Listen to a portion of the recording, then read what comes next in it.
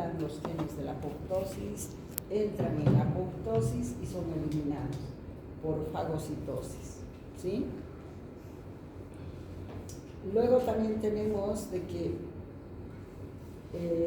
esta muerte celular se caracteriza porque es una célula o escasas células que mueren por apoptosis para ser eliminados.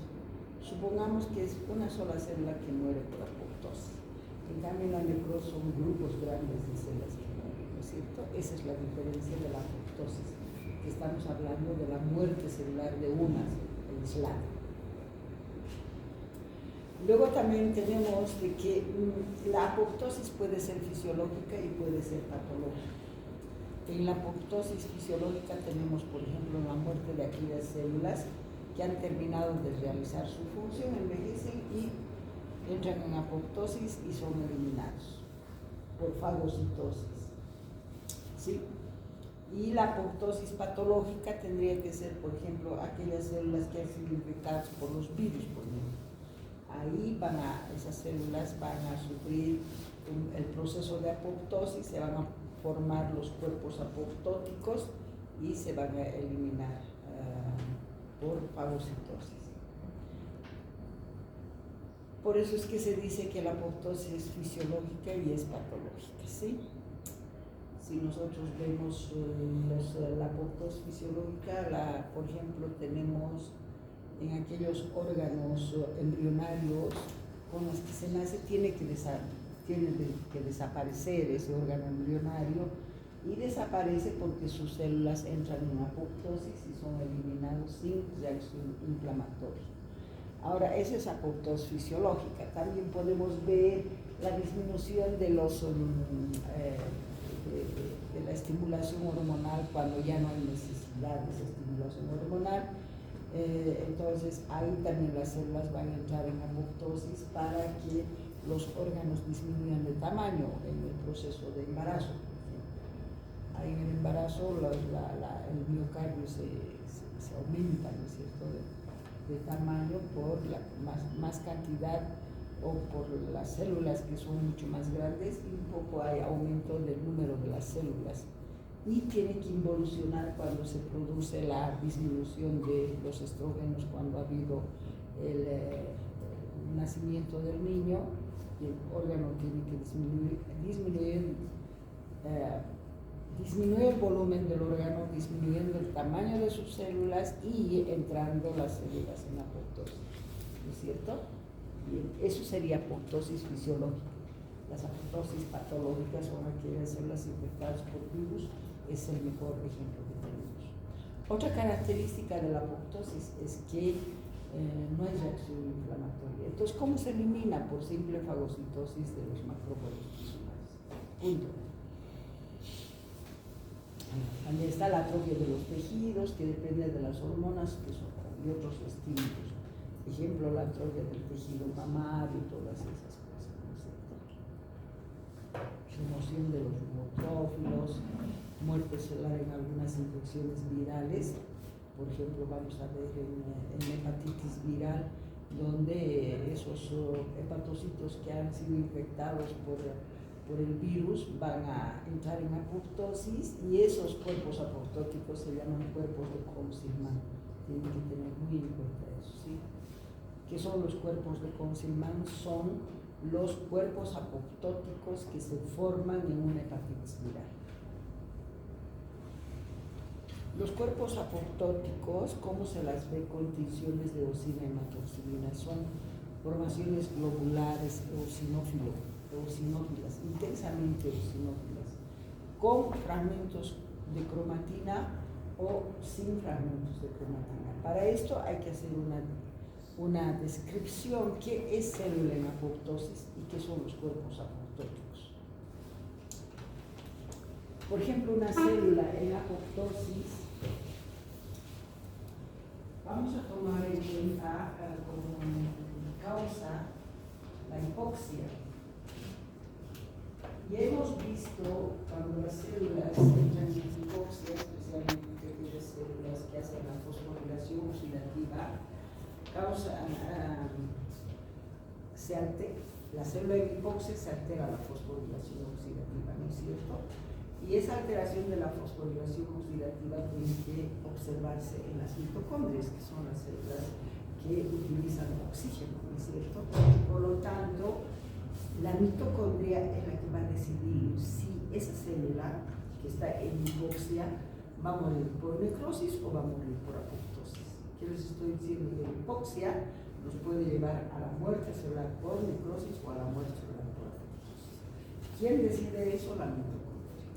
Y hemos visto que cuando hay una disminución de oxígeno, cuando las células se las ponen en hipoxia, haya la fosforilación oxidativa, llegamos al edema, después llegamos a atacar las estructuras de las membranas y terminamos en la muerte celular por necrosis, ¿no es cierto? Ahora vamos a hacer de que por hipoxia también esta célula va a morir, pero por apoptosis. ¿Quién decide esa muerte? La mitocondria. Ella es la que decide si por hipoxia va a morir por necrosis o por apoptosis. Ha decidido que muera por apoptosis. Entonces, ¿qué es lo que va a pasar? Dentro de la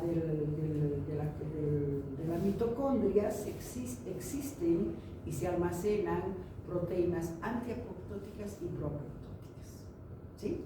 Entonces, cuando la mitocondria decide que esa célula tiene que morir por apoptosis, entonces va a liberar las proteínas proapoptóticas. Y una de esas proteínas proapoptóticas es la citocromo. Entonces la citocromo se libera, llega al citoplasma y en el citoplasma se une a otra proteína para formar un complejo proteínico que se llama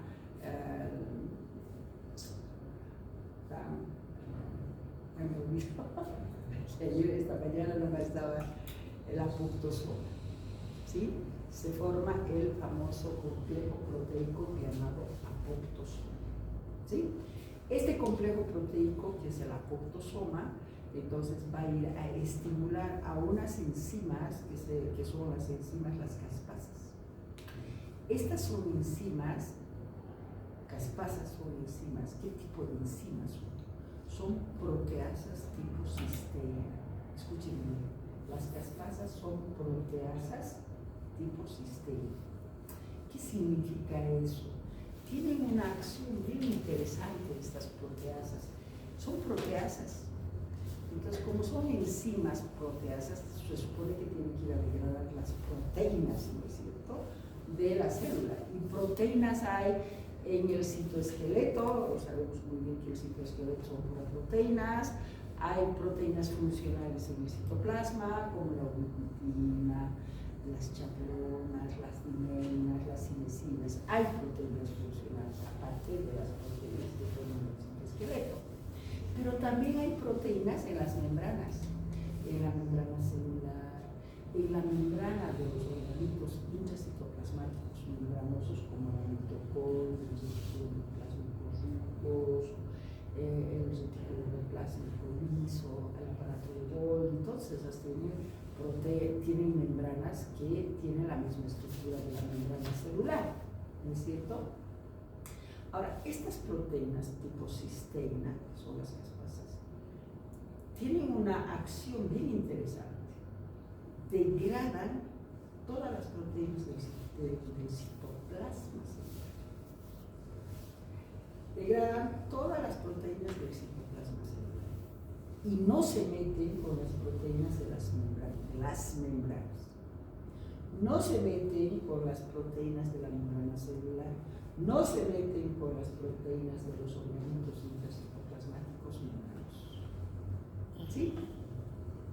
Entonces, como no hay lipasas, no hay activación de lipasas, no hay activación de fosfolipasas, nada, porque solamente hay activación de las caspasas que son proteasas tipo cisteína y no atacan a la estructura de las membranas. Por eso, en la apoptosis, las membranas están íntegras estructuralmente. La membrana celular, la membrana de los órganos intracitoplasmáticos. Pero antes de realizar todo este proceso, me olvidaba decirles que cuando la célula va a entrar en esa muerte celular programada genéticamente, que es la apoptosis, se contrae. Esta célula que va a entrar en apoptosis sufre una contracción. Se contrae la célula y se contraen los organismos intracitoplasmáticos también. ¿Sí?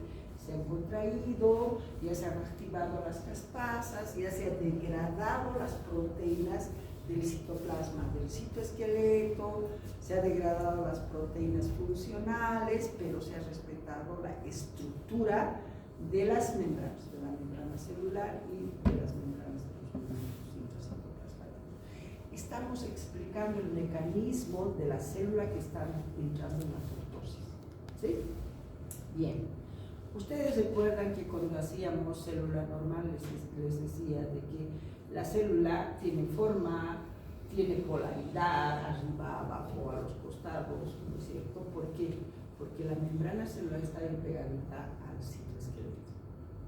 Eso hace, el citoesqueleto hace que tenga la forma, hace que tenga polaridad y hace que no se pueda jalar ni se pueda comprimir la membrana. Bien. Tiene que estar bien unida la membrana al citoesqueleto. Ahora está degradado el citoesqueleto, se ha destruido el citoesqueleto.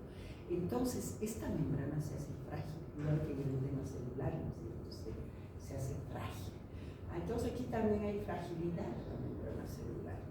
Y cuando hay esa fragilidad de la membrana celular, empieza a realizar evaginaciones. Empiezan a formarse globitos hacia afuera. Y cuando se están formando esas evaginaciones, esta es la célula, y de ahí empiezan a aparecer evaginaciones. Y cuando se está formando esas evaginaciones, arrastra todo el contenido del citoplasma que ya se ha degradado. Entonces, arrastra todos los contenidos del citoesqueleto degradado, todas las proteínas degradadas y los organismos intracitoplasmáticos contraídos, pero con sus membranas. Estoy hablando de mitocondria, estoy hablando de los reticulos plásmicos rugosos, están contraídos, pero están íntegras sus membranas. Todo eso arrastra cuando se está haciendo la evaginación de esta célula que está muriendo en apoptosis. ¿Qué pasa con el núcleo? Evidentemente hay caspasas iniciadoras, caspasas ejecutoras. Y estas caspasas ejecutoras van a ir a estimular unas endonucleasas. Estas endonucleasas van a fragmentar al núcleo en 2, en 3, en 4 fragmentos grandes, que se llaman fragmentos nucleosomales. Esa es una gran diferencia con la necrosis también. En la necrosis el núcleo se fragmenta, pero en pequeños puntitos basófilos, porque ya las enzimas degradan completamente. En cambio, en la apoptosis, la fragmentación del núcleo son fragmentos grandes, con las endonucleasas, ¿sí? Eso se llama fragmentación nucleosomal, ¿sí? Eso se llama fragmentación nucleosomal, típico de... Entonces, ya tenemos 3 fragmentos, 2 fragmentos nucleares. Tenemos de que has hecho la evaginación arrastrando a todo el componente del citoplasma ya degradado y tenemos que este cuerpo apoptótico, esta evaginación puede arrastrar un fragmento del núcleo. Pero no solamente hay pues una evaginación de esta célula que está muriendo por apoptosis, sino pueden haber 3, 4 evaginaciones de la membrana. Entonces quiere decir que cuando se desprendan esas evaginaciones arrastrando los contenidos del citoplasma, cuando se desprende se convierten en cuerpos apoptóticos. Es una cosa la célula en apoptosis y otra cosa es el cuerpo apoptótico. Entonces de una célula que está entrando en apoptosis podemos tener 2, 3 cuerpos apoptóticos. Ahora, unos tendrán fragmento nuclear y otros no tendrán fragmento nuclear, como son fragmentos nucleosomales grandes. Entonces, cuando se está haciendo esto, a veces arrastran al fragmento nuclear y a veces no. ¿Sí? Ahora bien, lo que me olvidaba decirles es que cuando las células entran en apoptosis, La estructura de la membrana celular es normal estructuralmente, pero bioquímicamente alterada. ¿Qué significa eso? Que cuando la célula está entrando en apoptosis, no se sabe el mecanismo, la fosfatidilcerina, que se encuentra en la cara interna de la membrana, se va a la cara externa. Y esta fosfatidilcerina tiene una carga negativa, que es reconocida por el macrófago discal. Entonces, los cuerpos apoptóticos ya tienen esa alteración bioquímica en la membrana de los cuerpos apoptóticos, que están revestidas de fosfatidilcerina con carga negativa. Eso es lo que estimula al macrófago visceral para que la fagocite, la degrade y lo elimine. Así es como se elimina los cuerpos apoptóticos sin reacción inflamatoria. ¿De acuerdo? Ahora ya saben qué es célula en apoptosis y ya saben qué es los cuerpos apoptóticos. Por eso es que podemos tener en una célula que entra en apoptosis 2, 3 cuerpos apoptóticos. ¿Sí? Ahora, ¿cómo nosotros describimos a los cuerpos apoptóticos? Son fragmentos de las células en apoptosis que tienen una membrana, ¿no es cierto?, estructuralmente intacta, pero bioquímicamente alterada, con todos los componentes citoplasmáticos degradados, con o sin fragmento nuclear y con organitos intracitoplasmáticos contraídos y estructuralmente también normales, especialmente los membranos. ¿Sí? Bien, eso sería en cuanto a la apoptosis. Ahí está ya debimos sacar fotos. Me voy a ver. La función de los neutrófilos, o sea, ¿qué quiere decir eso cuando los neutrófilos cumplen su función? Salen de los vasos sanguíneos para fagocitar, degradar y eliminar. Cuando ha eliminado, está cumpliendo su función, entonces inmediatamente estimula sus genes de la apoptosis, entra en apoptosis y se elimina. Todas las células que cumplen los linfocitos B, los plasmocitos, los macrófagos que cumplen su función, estimulan su apoptosis y entran en apoptosis y son eliminados sin reacción inflamatoria. ¿Sí? Y también tenemos, eso serían la apoptosis fisiológica, la apoptosis patológica, cuando hay infecciones virales, por ejemplo en la hepatitis viral. Ahí los hepatocitos también van a entrar en apoptosis, ¿no es cierto? Pero esos cuerpos apoptóticos que se están formando se llaman cuerpos leucocitados en la hepatitis viral. ¿Sí? Eso es una apoptosis patológica. Ahora, ¿cómo se ven los cuerpos apoptóticos con divisiones de oxigenotoxina y microscopio? Son como globitos, pues, de formaciones globulares intensamente simétricos, ¿no es cierto? Con fragmento nuclear o sin fragmento nuclear. Los cuerpos apoptóticos se producen por fragmentación celular que están formados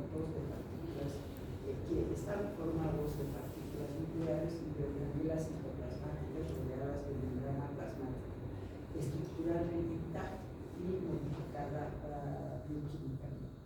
Los cuerpos apoptóticos son eliminados por fagocitosis, no existe reacción inflamatoria. Esto es importante. Actualmente la apoptosis se está utilizando en tratamientos de tumores malignos. Esos medicamentos, que es el famoso tratamiento de quimioterapia, que es justamente para poder estimular a esta familia de la regla B2. Hay una sobreexpresión de la regla 2, ¿no? Entonces, en las células tumorales hay una sobreexpresión de la regla 2 que prolonga la vida de las células. O sea, las células tumorales tienen esta regla 2 en mayor cantidad sobredimensionada en las células tumorales. Entonces, ¿qué pasa con estas células tumorales? Todas las células del organismo siempre se encuentran dentro del ciclo celular, ¿no es cierto? Y en el ciclo celular tenemos dos puntos de control, ¿no es cierto?, que están dadas por las proteínas llamadas ciclasas o las ciminas dependientes de ciclasa. El primer punto de control es el punto de crecimiento celular, el segundo punto de control es el de la división celular. En el primer punto de control, que es el de crecimiento celular, está la AP16, la P17 y todo eso. Y en el segundo punto de control, la más conocida, es la P53, ¿no es cierto? Es el punto de control de la división celular. ¿Qué pasa con estos puntos de control? Por ejemplo, si hay una célula que tiene un gen, una mutación de su gen, una alteración en su gen, los puntos de control le van a decir: tú no puedes permanecer aquí, o rectificas tu lesión o entras en apoptosis. Entonces, o rectifica o entra en apoptosis. Si rectifica, pasa al estrato inmediato superior, sigue creciendo, ¿no? Entonces, el crecimiento de esa célula está controlado. Se controla ese crecimiento, no puede crecer más de lo normal, porque todas las células del tejido son del mismo tamaño, con la misma forma, ¿verdad? Y llega al segundo punto de control, esa célula tiene que dividirse, y la división es mitótica. Entonces, si no tiene ninguna lesión, esa célula, por los puntos de control, eso muy bien pasa, de una división mitótica siempre hay dos células. ¿Qué pasa con las células malignas? Escapan de este control. Y estas células malignas generalmente tienen mutación de su gen.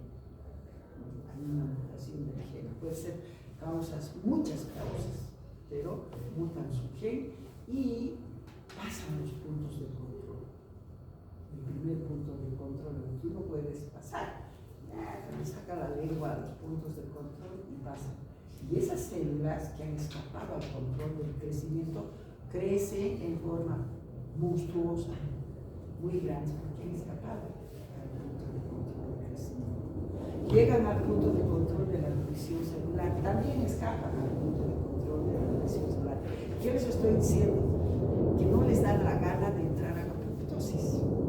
No entran a la apoptosis. Entonces, llegan a la división. Y en la división mitótica tienen que ser siempre dos células hijas. Estas células tumorales hacen lo que les da la gana, parecen inoculares. Entonces, de una división mitótica van a haber 3 células hijas, 4 células hijas de división mitótica. Por eso es que los tumores malignos crecen muy rápido. Han escapado al control de la división celular. No les ha dado la gana de entrar a la apoptosis. Por eso se dice que las células tumorales malignas son inmortales.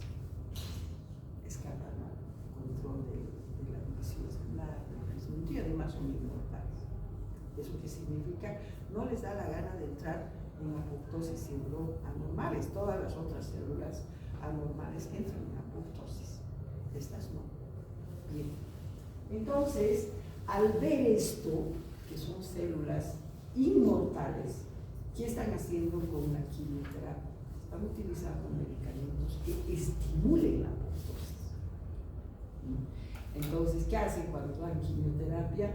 Están dando esos medicamentos exclusivamente para que las células malignas estimulen la apoptosis, entren en la apoptosis y sean eliminadas, porque la eliminación es inflamatoria, ¿no es cierto?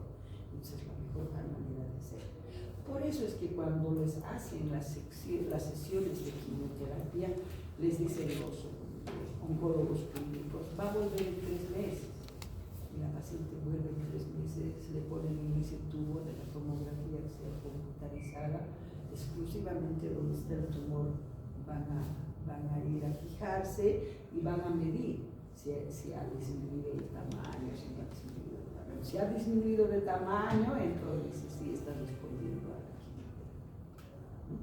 Así es, por eso es que se hace la aplicación de los tumores.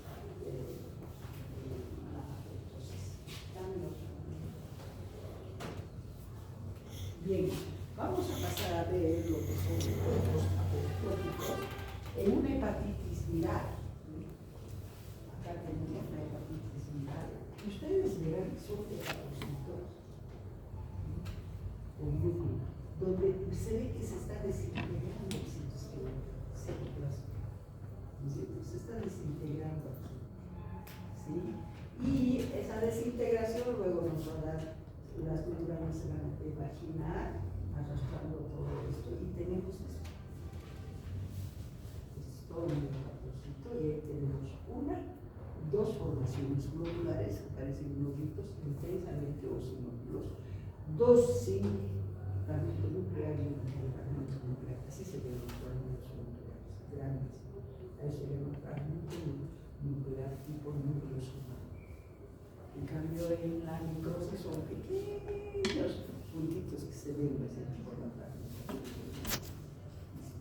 Ahora se observa tres cuerpos apoptóticos en el centro de la imagen. Uno de ellos conserva fragmento nuclear con cromatina retraída y los otros dos tienen aspecto globular.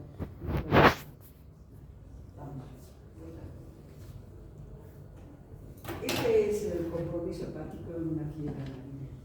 Para hacer un estudio de fiebre amarilla, generalmente la unidad estructural y funcional del hígado, que es el lóbulo hepático, se divide en tres zonas. ¿Sí? La centrosomal. Esta es la vena centrolobular. ¿Sí? Hay que tener una idea. Vena centrolobular. De la vena centrolobular nacen los cordones que se llaman el radio del sol y terminan en el espacio portohepático, que es ese tejido fibroso donde discurren los conductos biliares, arterias, venas, todo eso. Entonces, ese lobulino se ha dividido en tres zonas para poder describir la fiebre amarilla. La porción centrosomal, mediosomal y perisomal. Ocurre que en la fiebre amarilla vamos a ver cuerpos apoptóticos en los hepatocitos de la porción mediosomal. ¿Sí? Y está aquí. Estos son los hepatocitos de la porción mediosomal. Y en estos hepatocitos vamos a ver cuerpos apoptóticos. Y están aquí.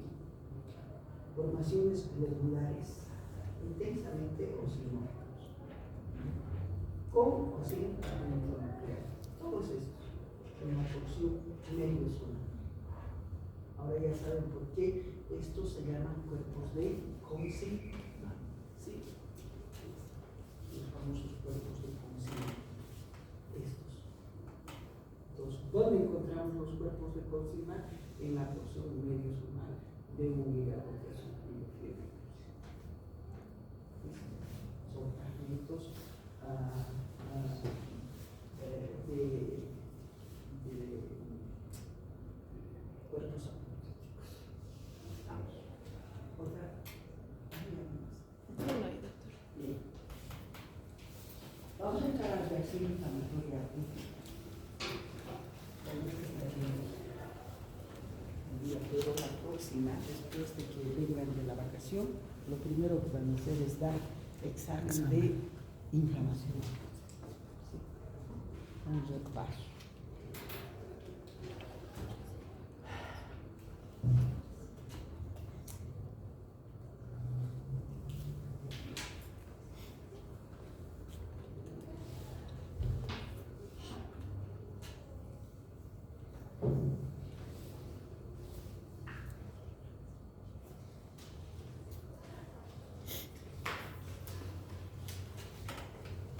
Inflamación. ¿Qué es la inflamación?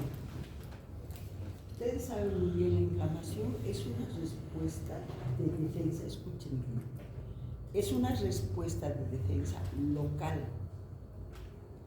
que se realiza en los tejidos vivos vascularizados, ¿sí? Esa respuesta de defensa local inespecífica que se realiza en los tejidos vivos vascularizados. ¿Con qué afán? Con el afán o con la finalidad de aislar, ¿sí? De fagocitar, de destruir y de eliminar a la gente causal. Entonces, hay que aislar, hay que fagocitar, hay que destruir y hay que eliminar a la gente causal. ¿Sí? Cuando el agente causal es eliminado por completo, termina la reacción inflamatoria y continúa los procesos reparativos. ¿Por qué? Porque la reacción inflamatoria, si bien es una reacción de defensa local, es inespecífica. Y por supuesto estamos hablando de fagocitar, de destruir, de eliminar la agente causal. En eso ustedes saben muy bien quiénes son los que destruyen las enzimas. Y las enzimas no son específicas para degradar proteínas del agente causal que ha provocado la reacción inflamatoria. Entonces, se van a estimular las proteasas y esas proteasas van a ir a destruir todo lo que es proteína, tanto del agente causal como del tejido conjuntival. A eso me refiero, que no es específico, ¿sí? La reacción inflamatoria. Entonces, repetimos, es una respuesta de defensa local inespecífica, ¿no es cierto?, que se produce en los tejidos vivos vascularizados. Es bien importante, en tejidos vivos vascularizados, con el afán de aislar, de fagocitar, destruir y eliminar a la agente causal para después reparar. Por eso siempre se instala la reacción inflamatoria frente al agente causal y se instala también paralelamente los procesos reparativos. ¿Cuándo termina la reacción inflamatoria? Cuando el agente causal ha sido eliminado por completo y los procesos reparativos continúan hasta poder reparar o curar el tejido lesionado. Ahora bien, decimos que esta reacción inflamatoria se produce, estoy hablando de reacción inflamatoria en conjunto, la crónica, la aguda, la crónica granulomatosa. Entonces decimos, participan los vasos sanguíneos, porque estamos hablando de, se realiza en los tejidos vivos vascularizados, estoy diciendo, en los tejidos vivos vascularizados. Entonces, ¿qué tipo de vasos sanguíneos nosotros tenemos en los tejidos? Si nosotros recordamos lo que han hecho en anatomía, tenemos 3 grandes grupos de vasos sanguíneos según el calibre y el grosor de las paredes, ¿no es cierto? Los grandes vasos formados por el corazón, las arterias, ¿no es cierto?, las elásticas, y los medianos vasos son aquellos que tienen las musculares y la microcirculación o pequeños vasos. Entonces, a los tejidos llegan pues esta microcirculación, ¿no es cierto?, que está formada por arteriolas capilares y venas. Eso es lo que tenemos en los tejidos. ¿Y dónde se realiza la reacción inflamatoria? En los tejidos vivos vascularizados, ¿no es cierto? Entonces, ¿qué tipo de vasos sanguíneos participa? La microcirculación, que está representada por arteriolas capilares y venas. ¿Sí? Eso tiene que estar bien claro. Si estamos hablando de vasos sanguíneos, por supuesto que todos los componentes de la sangre, tenemos que referirnos a los componentes de la sangre. ¿Y qué componentes celulares, componentes sanguíneos participan en la reacción inflamatoria? Ahí vamos a ver todas aquellas células. Hemos dicho para qué sirve la reacción inflamatoria: para fagocitar, para destruir y para eliminar a la agente causal. Entonces, ¿qué tipo de células necesitamos aquí? Aquellas células que están altamente especializadas para fagocitar, destruir y eliminar a la agente causal. Y tenemos en los leucocitos 2 grandes células: los neutrófilos y los monocitos, que son macrófagos de la sangre. ¿Sí?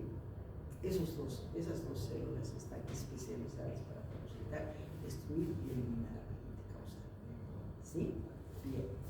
Decimos que estoy hablando de neutrófilos y estoy hablando de monocitos. Estas células se encuentran en la sangre, ¿no es cierto? Son leucocitos, ¿no es cierto? Leucocitos polimorfonucleares, leucocitos mononucleares. Dentro de los leucocitos polimorfonucleares está el neutrófilo, el eosinófilo, el basófilo, eso, ¿no es cierto? Y en los mononucleares están los monocitos, los linfocitos, los plasmocitos, ¿no es cierto? Bueno, Entonces estamos hablando de... Bien. La reacción inflamatoria, esa acción celular de la reacción inflamatoria se realiza en el tejido conjuntival.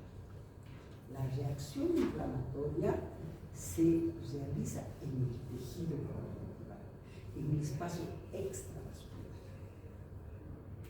Ahí se realiza. Por ejemplo, si un agente causal para la reacción inflamatoria es el tejido necrótico, acá está el tejido necrótico, ¿cierto?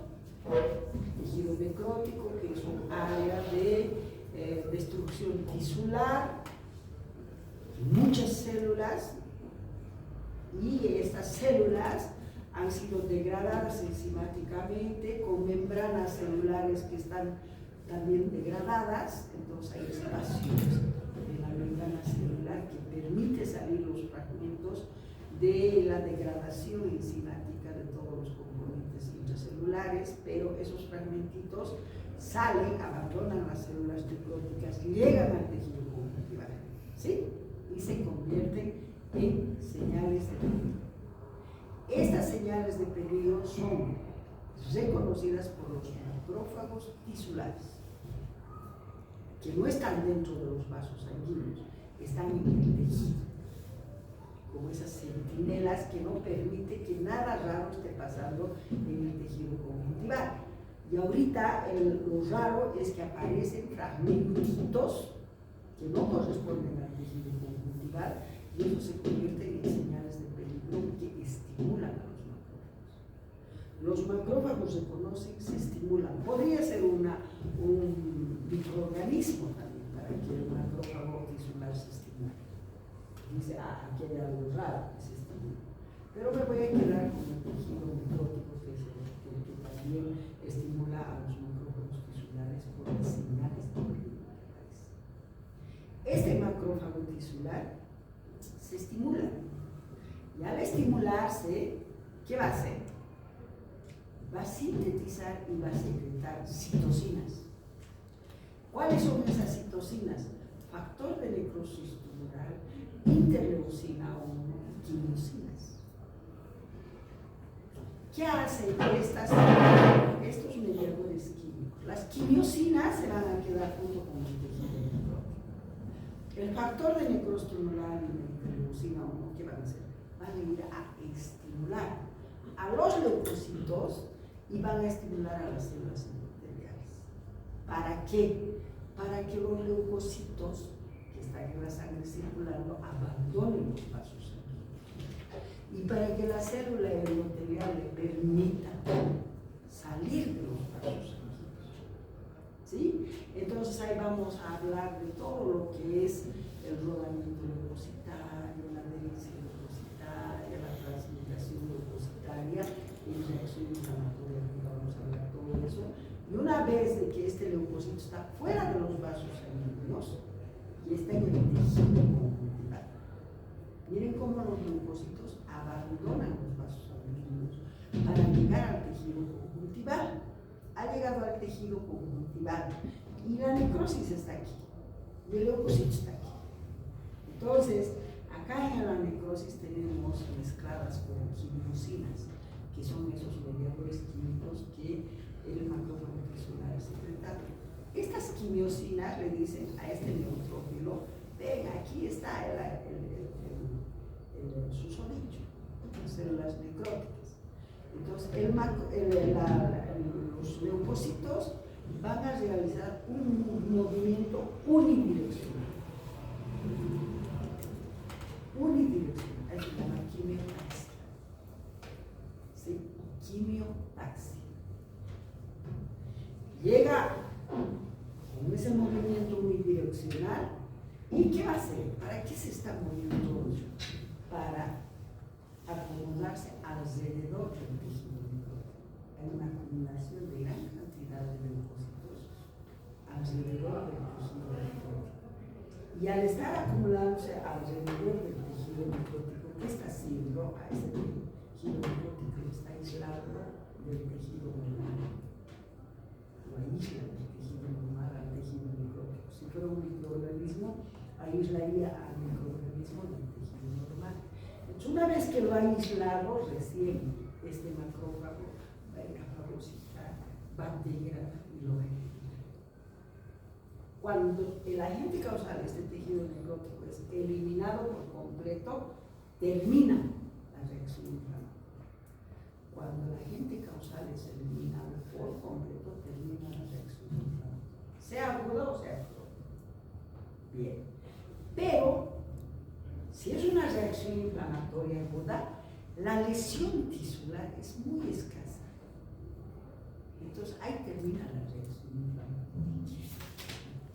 Pero, si la lesión tisular en reacción inflamatoria crónica es extensa, se ha destruido, se ha eliminado el tejido necrótico, pero también hay lesión tisular del tejido conjuntival.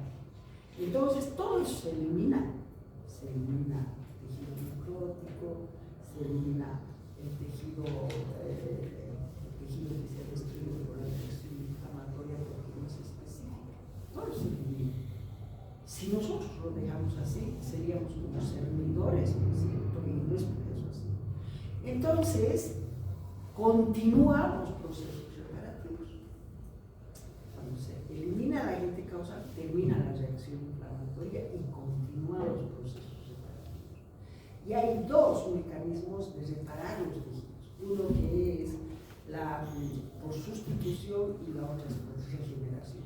Dependiendo qué tipo de tejido es para que nosotros podamos decir que esto se queda por regeneración y esto se queda por sustitución.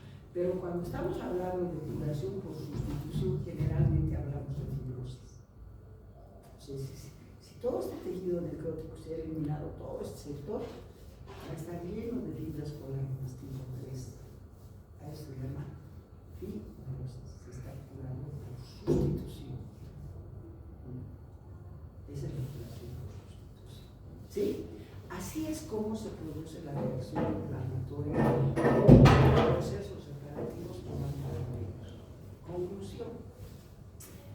La reacción inflamatoria se realiza en el tejido conjuntival, en el espacio extravascular. ¿Cuándo termina la reacción inflamatoria? Cuando el agente causal ha sido eliminado por completo. ¿Sí? Ahí termina la reacción inflamatoria. ¿Qué tenemos aquí? Es una respuesta defensiva inespecífica del organismo que tiene la finalidad de alterar, capacitar, destruir y eliminar el agente causal. Está constituido por un complejo de mecanismos vasculares, celulares, neurales. Ahora, cuando vayamos a hablar de reacción inflamatoria, aguda, ahí vamos a ver características clínicas, características celulares, características vasculares, todo eso. ¿Sí? Bien. Participa en la microcirculación, vamos a hablar del tejido y en esa microcirculación están las actíngulas y venas. Participan los leucocitos, que son los que están que tienen que salir hacia el tejido conjuntival porque están las células especializadas para fagocitar, destruir y eliminar a la agente causal. Neutrófilos y macrófagos de origen oxidante. Macrófagos tisulares, pero hay macrófagos de origen oxidante. Los macrófagos tisulares son los que inician la reacción inflamatoria, ¿no es cierto? Por la síntesis de los factores, de las citocinas como el factor de glucosidad, la interleucina 1, que estimulaba a los leucocitos para que inicia la reacción inflamatoria. Estos macrófagos tisulares. En cambio, sí, cuando lleguemos a inflamación crónica, vamos a hablar de macrófagos de origen leucocitario.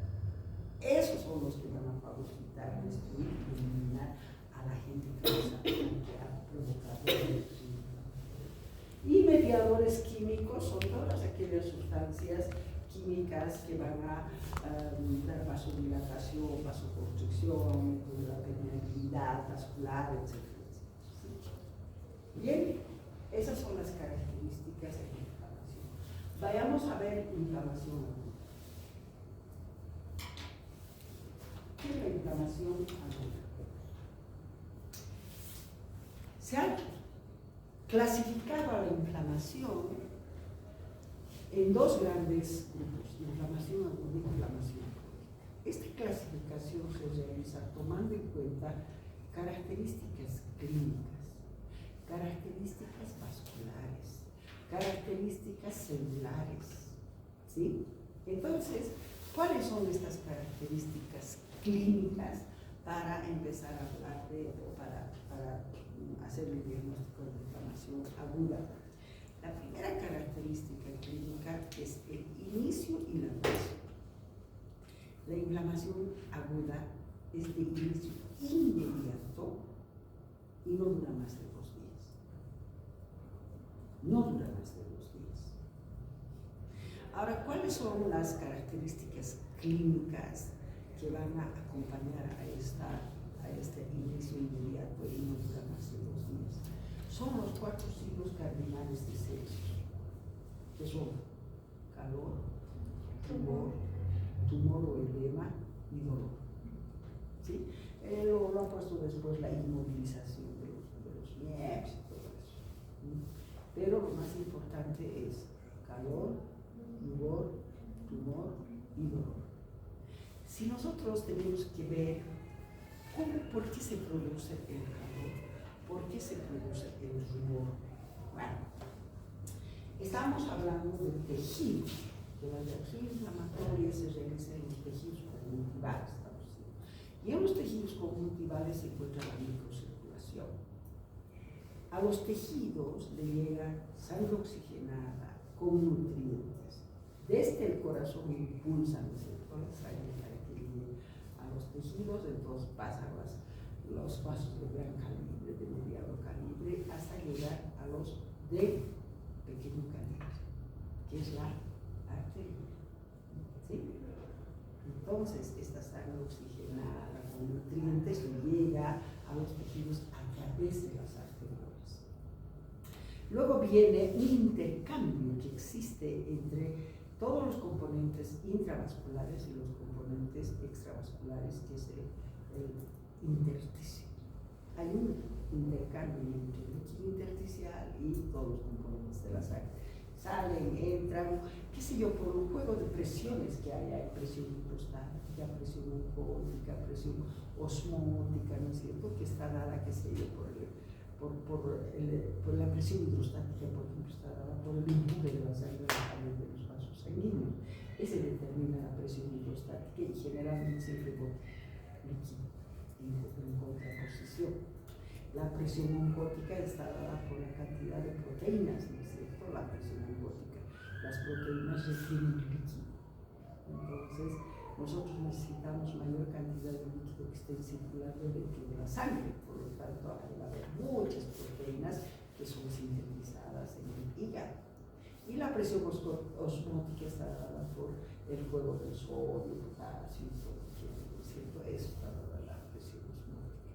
Entonces, este juego de presiones no tiene nada que ver en la reacción inflamatoria, porque vamos a formar un edema de tipo inflamatorio, ¿sí?, que se llama el edema de tipo exudado.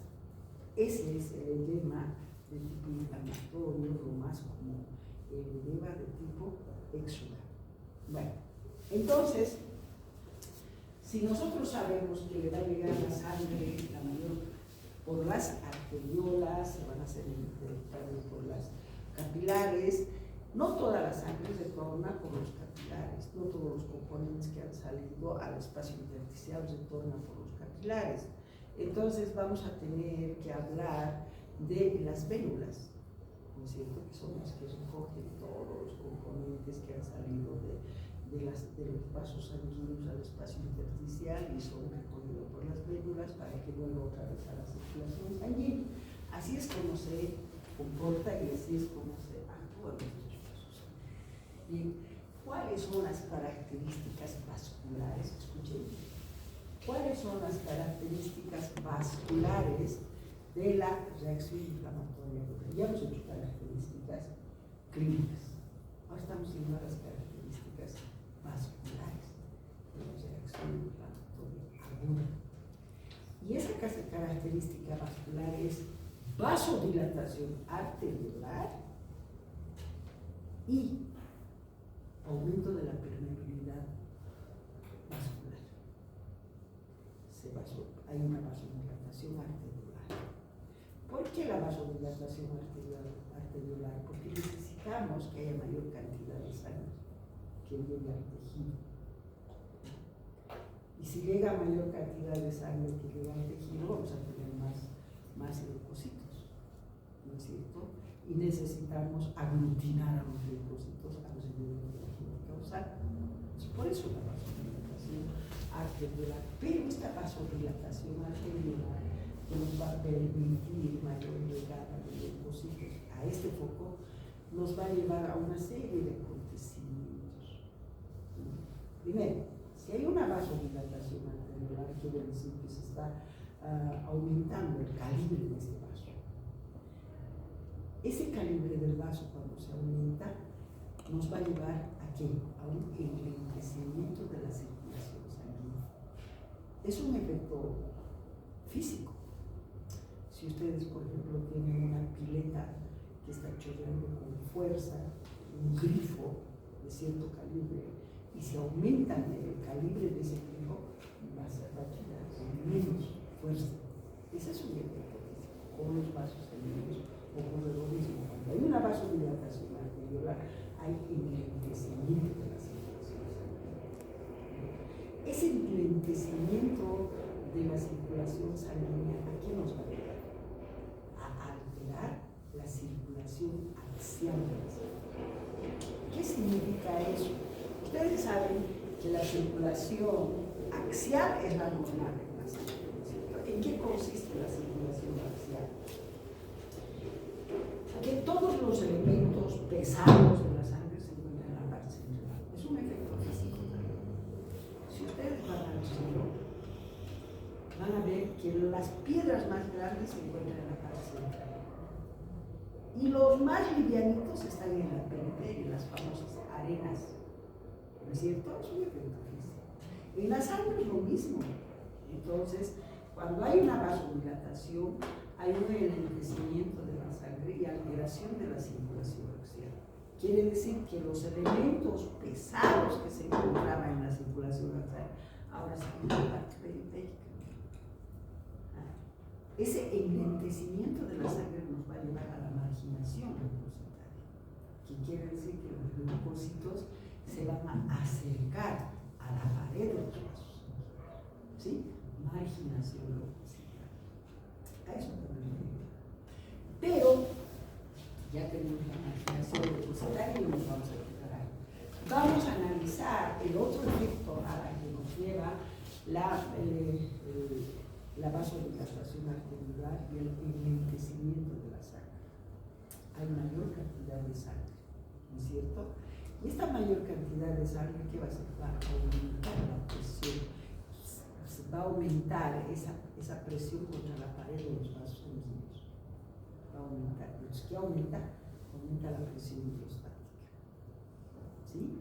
Es el empuje de la sangre contra la pared de los vasos sanguíneos. Aumenta la presión hidrostática. Y si aumenta la presión hidrostática, ¿a qué nos va a llevar? A que va a botar líquido de los vasos sanguíneos hacia el espacio intersticial. ¿Y qué va a pasar con el espacio intersticial? Se va a acumular en el espacio intersticial. Eso se llama edema. ¿Qué es el edema? Es la acumulación de cantidades anormales de líquido en el espacio. Ese es el edema. Acumulación de cantidades anormales de líquido en un espacio. Porque normalmente hay líquido en el espacio intersticial, eso no podemos decir edema. Entonces tenemos que decir hay mayor cantidad de líquido anormal en el espacio intersticial. ¿Por qué? Porque ha aumentado la presión hidrostática dentro de los vasos sanguíneos y está permitiendo que salga más líquido de los vasos sanguíneos al espacio intersticial. Y ahí se está. ¿Sí? Entonces, estamos hablando de inicio, dice, de un edema de tipo trasudado, que dura muy poquito en la reacción inflamatoria. Porque después este edema se va a acumular más detritus, más proteínas, más células. ¿Por qué? Porque también hay un aumento de la permeabilidad vascular. Hay un aumento de la permeabilidad vascular. Eso significa que los espacios interendoteliales van a ser más amplios y van a permitir la salida de más proteínas, de más células, de detritus. Entonces, estamos hablando de la construcción. En este momento estoy hablando de la formación de un edema de tipo exudado. Nos quiere decir el edema de tipo exudado, es rico en proteínas, en células y en detritus. Típico de la reacción inflamatoria. Edema de tipo exudado. ¿Sí? Entonces ya hemos hecho la patogenia del edema, que es uno de los síntomas clínicos, signos clínicos de la reacción inflamatoria. ¿No es cierto? Bien. Pero también, como ha llegado mayor cantidad de sangre a las arterias, tienen que aumentar, tienen que abrirse vasos sanguíneos. Entonces, hay el aumento de la presión hidrostática, que hemos dicho, dentro de los vasos sanguíneos, ¿no es cierto? Este aumento de la presión hidrostática va a permitir que se abran los capilares que no estaban abiertos. Están formados los capilares, pero no estaban abiertos por falta de presión hidrostática dentro de esos vasos sanguíneos. Ahora ha aumentado la presión hidrostática y se están abriendo nuevos vasos. El libro dice nuevos vasos sanguíneos, pero no es porque se forman nuevos vasos sanguíneos, sino que esos vasos sanguíneos están formados siempre, pero que no estaban abiertos. Ahora, por el aumento de la presión hidrostática se abren esos vasos sanguíneos. Entonces, ¿qué tenemos? La sangre dentro de vasos sanguíneos. Hay mayor cantidad de sangre en este foco. Por eso se ve rubor rojito, eso se llama rubor. Calor, porque la sangre es caliente. Entonces, ¿qué estamos explicando? Los 4 signos cardinales. El edema y el hecho. Ahora, el rubor, estoy diciendo, y el calor también. Quiere decir que hay mayor cantidad de sangre dentro de vasos sanguíneos. Más vasos sanguíneos. Porque si no se abrieran estos capilares, ¿qué pasaría con estos vasos sanguíneos que se han dilatado, que está aumentando la presión? Se romperían y habría hemorragias, y eso no nos interesa. No nos interesa la hemorragia, nos interesa la sangre dentro de los vasos sanguíneos. ¿Sí? Entonces ahí hemos hecho calor, dolor, tumor. Edema. Rubor, ¿no es cierto? Calor, tumor, rubor. Nos falta el dolor. El dolor es provocado por los diferentes mediadores químicos que son formados en las células que participan en la reacción inflamatoria. Uno de estos productos químicos, mediadores químicos que producen gran dolor es la penicilina. Entonces estamos haciendo una explicación química del dolor. Mediadores químicos que producen gran dolor, gravísimo.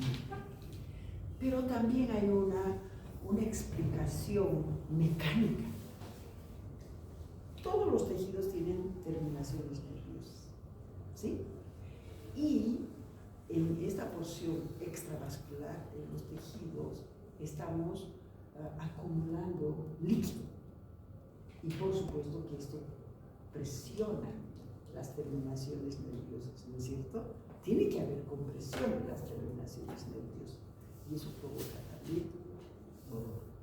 Por eso es que cuando hay especialmente un absceso, ¿no es cierto?, donde se acumula una sustancia mucho más espesa y todo eso, ¿qué hace?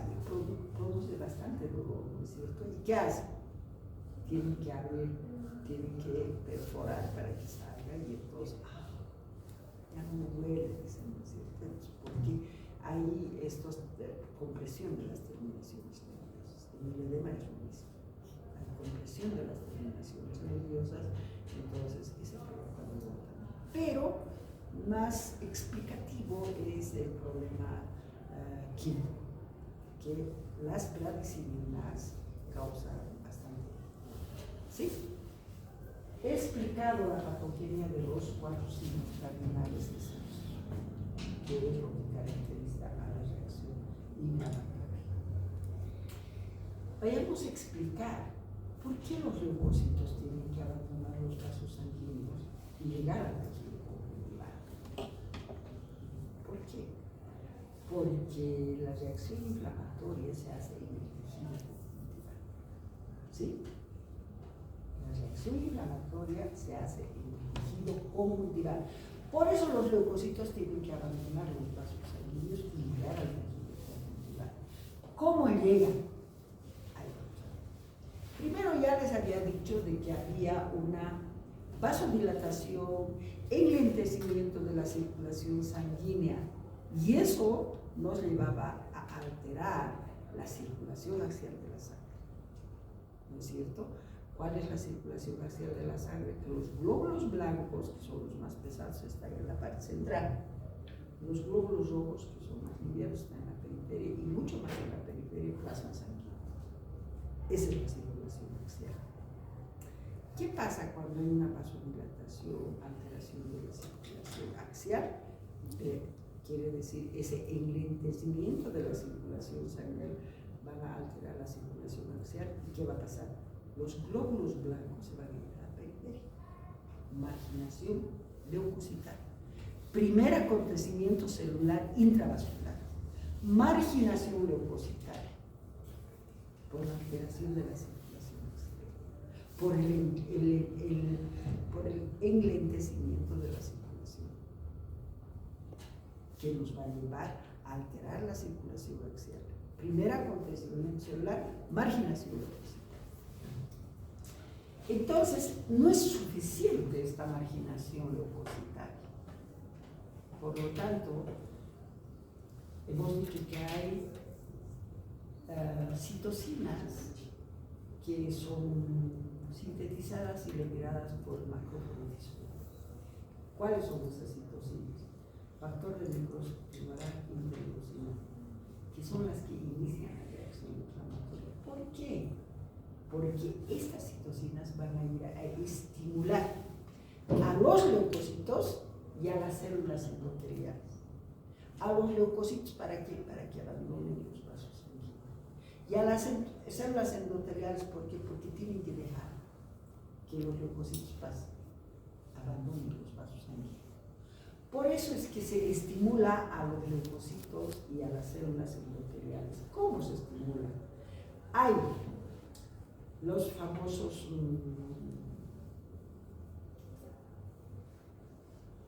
moléculas de adhesión.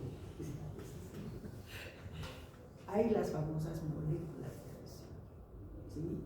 Estamos hablando de estas moléculas de adhesión leucocitaria, que son las moléculas Lewis X que se encuentran en los leucocitos.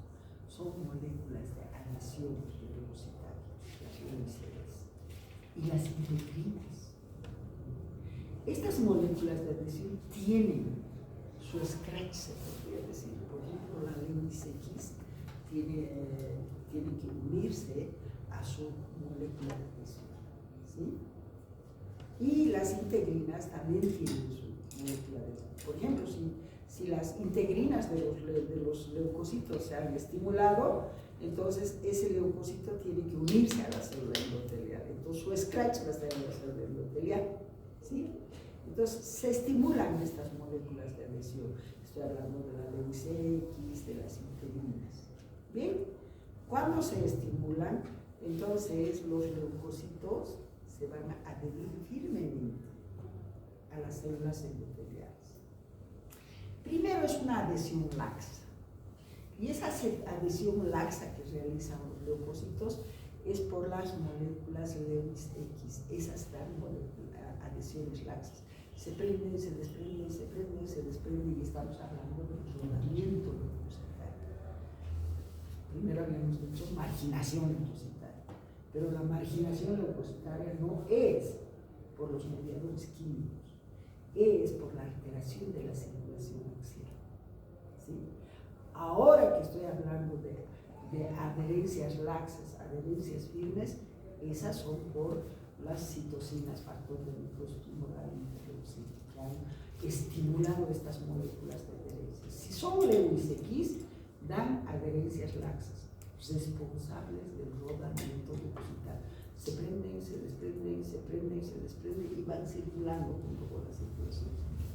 Va a llegar un momento que la integrina se va a unir a su scratch, la integrina del leucocital, el scratch de la célula endotelial. Esas dan adherencias bien fuertes, adherencia leucocitaria fuerte.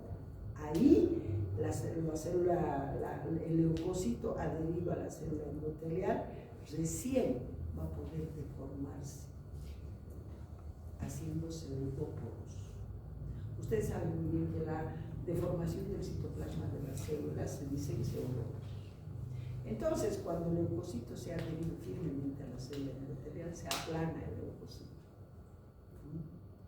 Y cuando se aplana, inmediatamente su citoplasma va a estar, aquí hay otra célula endotelial, aquí hay otra célula endotelial, estaba unida a esta célula endotelial, y hace esto. Hace esto, célula endotelial. Acá está la membrana basal.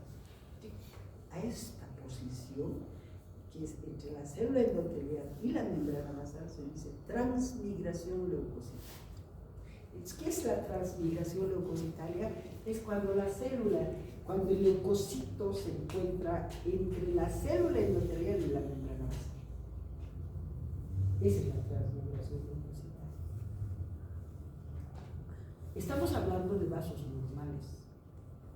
Entonces la membrana basal es normal. ¿Y qué tenemos que hacer? Este leucocito, ¿qué tiene que hacer para abandonar el vaso sanguíneo? Tiene que sintetizar y tiene que liberar las colagenasa. Es en sí, la colagenasa. Entonces libera la colagenasa y va a degradar la membrana basal, que es colágeno. ¿No es cierto? Entonces la colagenasa va a degradar la membrana basal. Ahora sí, tiene todo el camino libre para que este leucocito termine de abandonar los vasos sanguíneos y se encuentre en el tejido conjuntival. Miren, si yo les digo acontecimientos celulares intravasculares, marginación leucocitaria, ¿no es cierto? Rodamiento leucocitario, adherencia leucocitaria y transmigración leucocitaria. Esos son los acontecimientos celulares intravasculares. ¿Sí? Ahora ya ha llegado este leucocito al tejido conjuntival. Está en el tejido conjuntival. Y aquí está el tejido necrótico. ¿No es cierto? ¿Qué hace este leucocito? Quimiotaxia. Ese movimiento unidireccional al lugar donde está la gente causa tejido necrótico. Quimiotaxia. Una vez que llega ahí, está alrededor de la gente causal, ¿qué hace?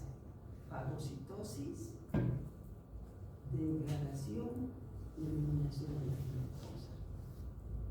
Entonces, yo les digo, ¿cuáles son los acontecimientos celulares extravasculares? Primero, quimiotaxia, fagocitosis y eliminación de la gente causal. ¿Cuál es el acontecimiento celular más importante y final de la reacción inflamatoria? Fagocitosis, destrucción y eliminación de la gente causal. ¿Cuándo termina la reacción inflamatoria? Cuando la gente causal ha sido eliminada por completo. Esa es la reacción inflamatoria aguda con los acontecimientos celulares intravasculares y los acontecimientos celulares extravasculares. ¿Qué más? Hemos hecho acontecimientos vasculares y los acontecimientos celulares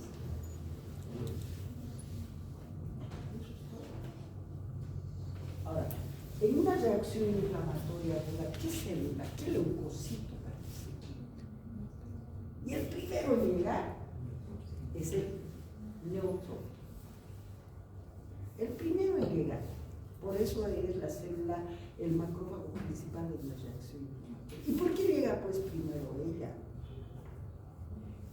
El libro dice porque son células que se encuentran en mayor cantidad en la circulación sanguínea.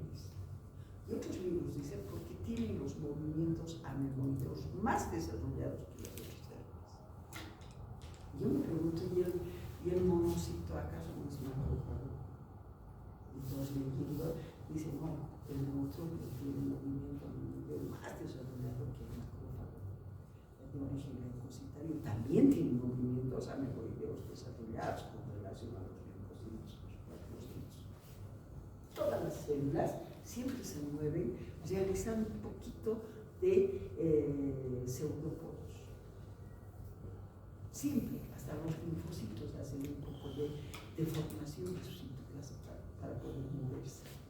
Pero los muy desarrollados están primero en el leucocito y después en el macrófago de origen leucocitario. ¿Sí? Yo no voy a, en inflamación aguda no hablamos del macrófago de origen leucocitario, solamente hablamos del neutrófilo. ¿Qué más?